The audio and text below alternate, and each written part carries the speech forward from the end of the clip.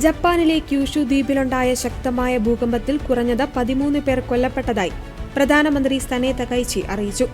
തകർന്നടിഞ്ഞ കെട്ടിടാവശിഷ്ടങ്ങൾക്കിടയിൽ കുടുങ്ങിക്കിടക്കുന്നവരെ കണ്ടെത്തുവാൻ രക്ഷാപ്രവർത്തകർ മിന്നൽ വേഗത്തിൽ തിരച്ചിൽ നടത്തുകയാണെന്ന് പ്രധാനമന്ത്രി വ്യക്തമാക്കി.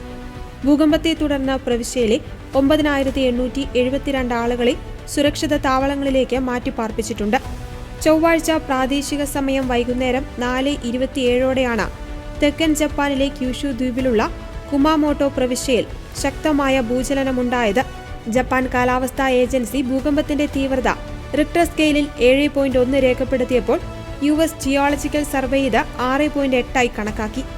ജപ്പാനിലെ പ്രധാനപ്പെട്ട 4 ദ്വീപുകളിൽ വലുപ്പത്തിൽ മൂന്നാമതും ജനസാന്ദ്രതയിൽ രണ്ടാമതുമുള്ള ദ്വീപാണിത്. 2016 കുമാമോട്ടോയിലും സമീപത്തെ ഒയിറ്റ പ്രവിശ്യയിലുമുണ്ടായ ഭൂകമ്പ പരമ്പരയിൽ 278 പേർ കൊല്ലപ്പെട്ടിരുന്നു. കുമാമോട്ടോയിലെ പ്രമുഖ വ്യാപാര കേന്ദ്രമായ ഇയോൺ ഷോപ്പിംഗ് മാളിൽ വലിയ നാശനഷ്ടങ്ങളാണ് റിപ്പോർട്ട് ചെയ്തിട്ടുള്ളത്. മാളിൽ 3 പേരുടെ മരണം സ്ഥിരീകരിച്ചിട്ടുണ്ട്. ഇതുവരെ 8 പേരെ രക്ഷപ്പെടുത്തിയിട്ടുണ്ട്. ഭൂകമ്പത്തിന് തൊട്ടു പിന്നാലെ ആളുകളെ ഒഴിപ്പിക്കുന്നതിനിടെ മാളിൽ വലിയ സ്ഫോടനവും പുകയും ഉയർന്നതായി ദൃക്സാക്ഷികൾ പറഞ്ഞു. വാതക ചോർച്ചയാണ് സ്ഫോടനത്തിന് കാരണമെന്നാണ് സംശയിക്കുന്നത്. സ്ഫോടനത്തിൽ മാളിന്റെ 2ാം നില പൂർണ്ണമായി തകർന്നു. യാറ്റ്സുഷിറോയിലുള്ള നിപ്പോൺ പേപ്പർ ഇൻഡസ്ട്രീസ് പ്ലാന്റിന്റെ കൂറ്റൻ ചിമ്മിനി തകർന്നു വീണു.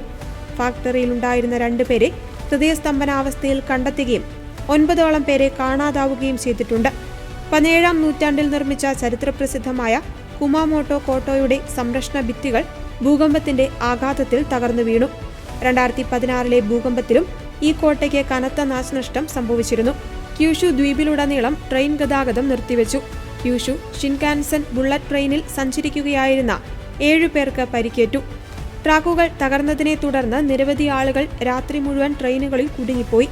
മേഖലയിലെ 36,700ഓളം വീടുകളിൽ നിലവിൽ വൈദ്യുതി ബന്ധം വിച്ഛേദിക്കപ്പെട്ടിരിക്കുകയാണ്. റോഡുകളും പാലങ്ങളും തകർന്നിട്ടുണ്ട്.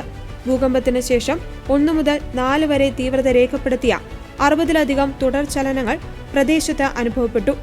ദുരന്തത്തിന് തൊട്ടു പിന്നാലെ സുനാമി മുന്നറിയിപ്പ് പുറപ്പെടുവിച്ചെങ്കിലും 2 മണിക്കൂറിനുള്ളിൽ അത് പിൻവലിച്ചു. കൂടുതൽ തുടർചലനങ്ങൾ ഉണ്ടാകുവാൻ സാധ്യതയുള്ളതിനാൽ ജനങ്ങൾ ജാഗ്രത പാലിക്കണമെന്ന് അധികൃതർ മുന്നറിയിപ്പ് നൽകിയിട്ടുണ്ട്.